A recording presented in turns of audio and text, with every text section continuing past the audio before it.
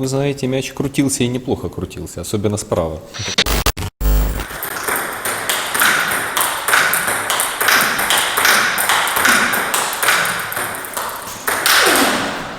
Самое интересное, Сергей, твил-контроль. Ну сколько? да. Ты вращал, я подставляю, все летит на стол.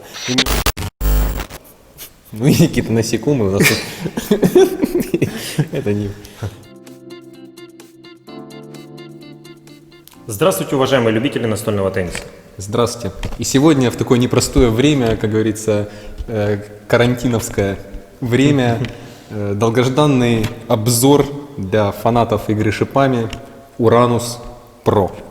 Да, в одном из неснятых фильмов карантина, можно так назвать этот ролик, я скажу даже нашим зрителям, что мы в масках, которые закрывают, ну просто это уже современные невидимые маски. Короткие шипы, Сергей. Вот на что похоже на этикетке вот этот рисуночек? Ну, вы знаете, я думаю, и зрители со мной согласятся, что это похоже на Уранус. А для меня это все-таки похоже на шип. Да, на один шип. Ну, может быть, конечно, он голубого цвета, голубой шип, ну такое, да, недвусмысленно. Да.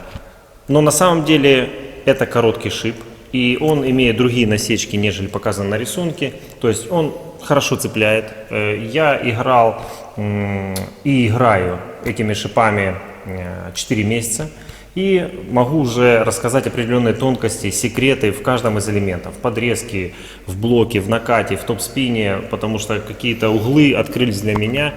И скажу, что очень хорошее, можно сказать, изобретение от фирмы Milky Way. Можно ли сказать, что вы живете уже 4 месяца с Уранусом? Можно и так, Uranus Pro. С двух сторон. Черная версия это medium и красная это soft на моей ракетке. Софтом я играю слева, черной версией medium справа. Основание одной из моих любимых это High Techno Cypress Carbon от доктора Нибауэра. Вот, ну просто на нем я хорошо чувствую шипы, я так поясняю зрителям, почему. Бывает и на других играю, но здесь я определенные нюансы смогу рассказать. Ну что, начнем с подрезки, и уже здесь вас ждут определенные сюрпризы. Смотрим.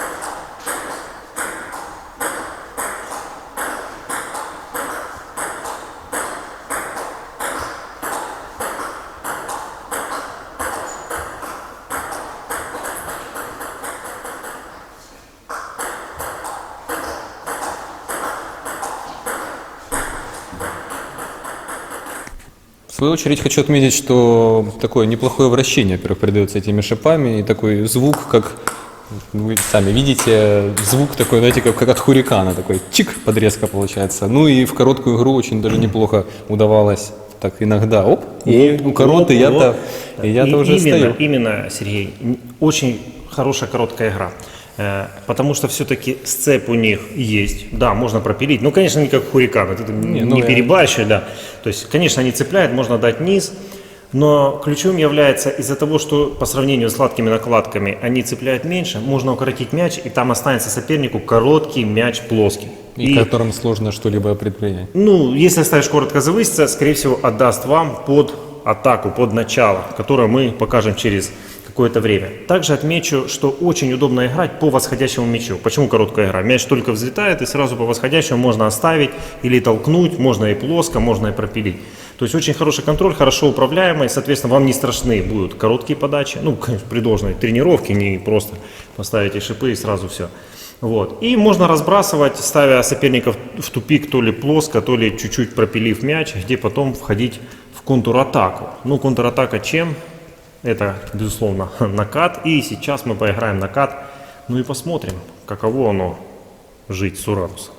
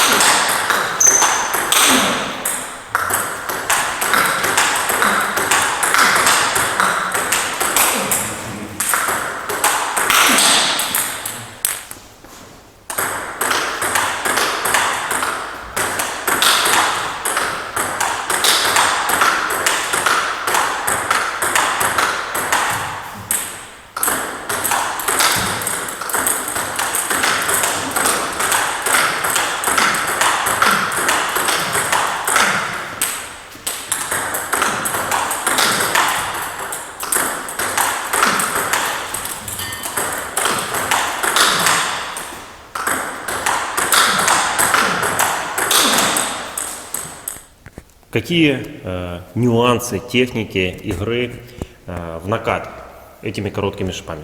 Ну, прежде всего отмечу скорость.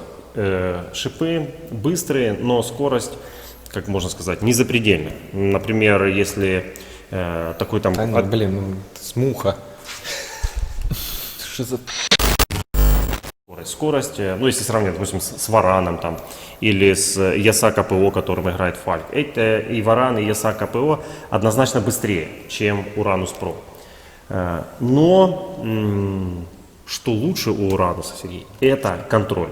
То есть эти шипы гораздо контрольнее, и не потому, что скорость меньше, значит контрольней, совершенно нет.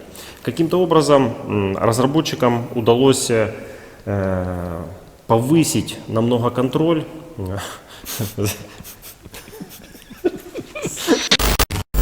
Мне показалось, Максим, что вам все-таки комфортнее играть ближе к столу этими шипами. Так ли это? Да, действительно, разработчики, фирма Inhe сделала такие насечки здесь, но определенным видом. Понятно, что чем там короткие шипы отличаются.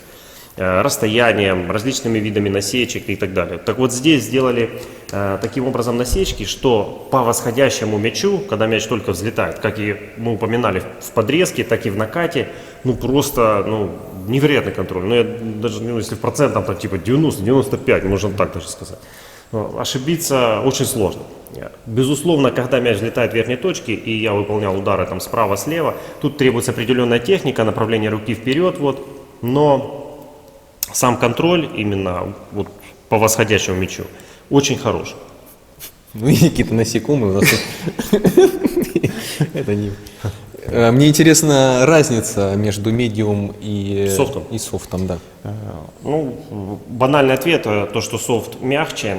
И что интересно, вот софт налево, из-за вот этой мягкости очень удобно выполнять вот это короткое, можно сказать, плоское движение, плоский удар, потому что идет такой выстрел. И, естественно, удобно подставлять. Вот сейчас я буду подставлять справа-слева, Сергей будет вращать. Здесь, сразу скажу, тоже очень комфортно, тоже будет со стола. И по технике это будет как накат, только чуть короче. Понятно, если будет время, можно сразу надавить. И это. Я еще обратил внимание, что иногда прилетали разные мячи. С чем это связано? Действительно, удавалось, если удобный мяч, можно продавить вперед, и мяч будет плоский. И можно легонько подкрутить, все-таки сцеп у них есть, и мяч уже летит с вращением. Поэтому ты даже здесь ошибался, и в сетку у тебя, и за стол летело. Как раз вот этот маленький нюанс, чем хорошо при игре этими шипами, позволяет выиграть позицию, осложнить жизнь нападающему, или комбинационному игроку. Ну давай уже блок. Попробуем блоками усложнить жизнь. Да, блок.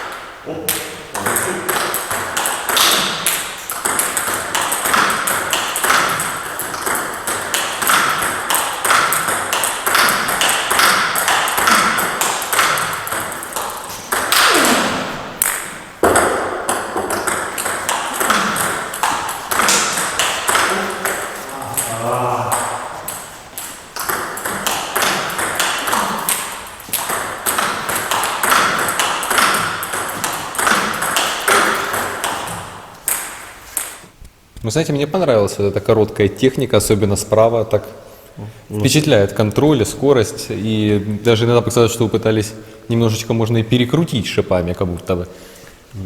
Да, самое интересное, Сергей, твил контроль. Ну, сколько? Ты вращал, я подставляю, все летит на стол. И мне уже хотелось раз дать тебе наискось, чтобы ты побежал.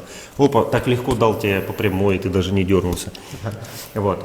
Что сказать еще за контр-игру? Я вот хотел сказать, потому что блоки блоками, ну, блоки классно. Что там говорить еще, несмотря на то, что основание его в плюс. Контр-игра, безусловно, нужна техника, и я бы советовал здесь, что можно, по сути, блок вот со стола коротким надавить. Сразу меняется ритм, скорость, потом можно чуть пассивно или переводом сыграть. Из-за такого контроля очень удобно. Конечно же, когда топ-спин взлетает и верхней точки, ну, нужна техника. Надо хлесткий удар направлять вперед или сверху. Тут Хорошо, если же все-таки соперник не топсит, Сергей. Это интересно. И что же делать? Да, что же делать, если соперник подрезает? Итак, начало по подрезке этими шипами справа-слева. Смотрим.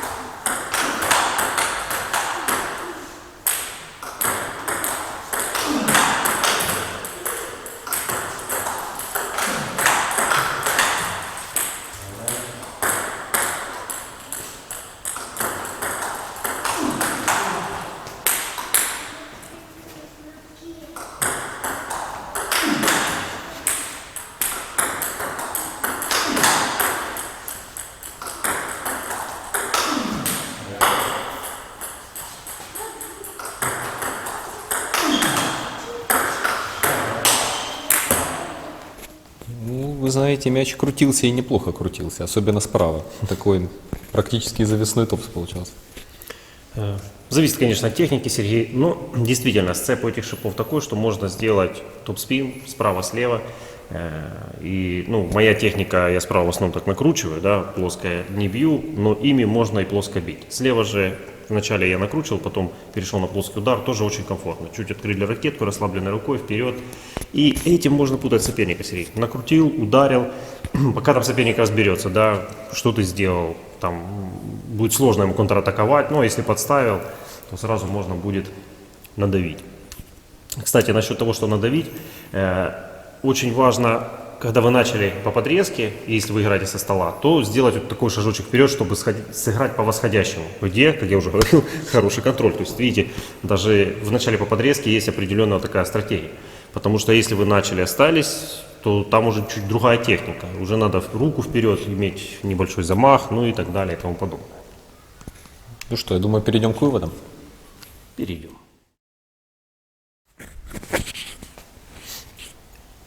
Я забыл первый вопрос. Правда ли, Максим, что вы участвовали в разработке этих шипов?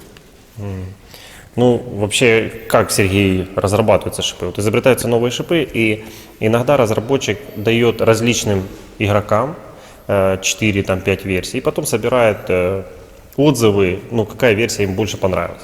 Вот. И действительно, мне выделили 4 накладки, я потестировал и написал свой отзыв, сказал, что мне понравилась эта, другая, так что вот так вот было. Они вошли в финальную версию?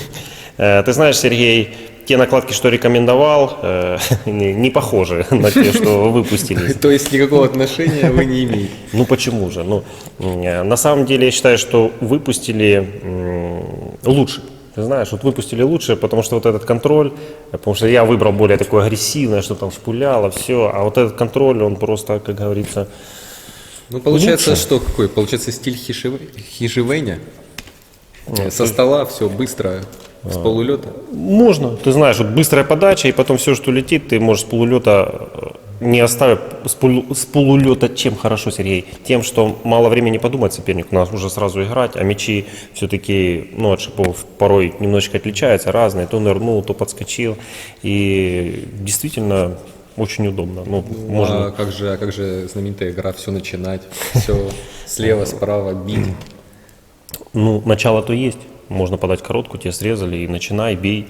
И начало есть по подрезке, и, соответственно, можно этими шипами... Я просто акцентирую внимание на игре со стола, потому что мне она импонирует, нравится, сам пытаюсь так играть. Но на самом деле, конечно, можно и в шахе от стола бить по всему, что выше сетки, если позволяет техника, позволяет техника, здоровье, то почему бы и да.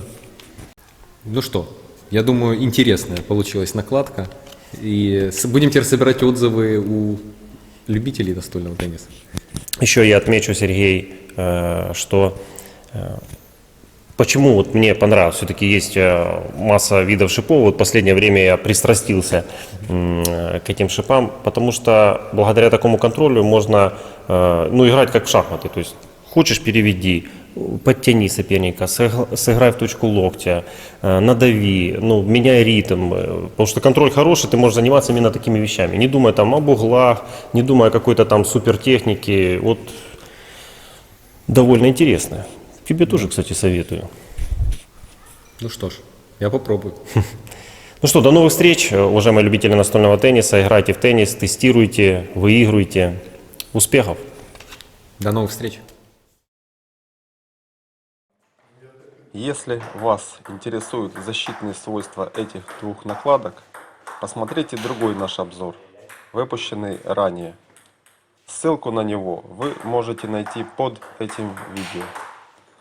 Также добавлю, что у нас в магазине эта накладка есть в толщинах 1,5 мм, 1,8 мм, 2 мм и 2,15 мм.